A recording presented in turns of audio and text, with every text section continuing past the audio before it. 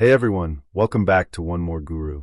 I checked out Xall multi-purpose spray, and overall, the website comes across as very heavily marketed.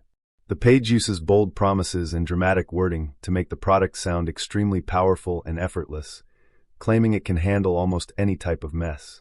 While that sounds appealing, it does feel a bit exaggerated compared to how most real-world cleaning products perform. From what I found in reviews, some users say it works okay for basic everyday cleaning and light messes, but many report that it doesn't make much difference on tougher jobs like heavy buildup or stubborn spots. The biggest gap seems to be between the website's portrayal and actual user experience. The site design is very sales-focused, highlighting quick solutions rather than giving a balanced view of pros and cons.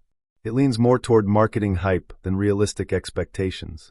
That doesn't automatically mean the spray is bad, but it does suggest you should manage your expectations. Overall, Xall might be fine for light routine cleaning, but it's not likely to perform miracles.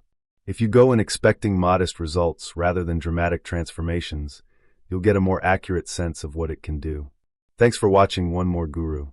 If this review helped, like the video and subscribe for more honest product breakdowns.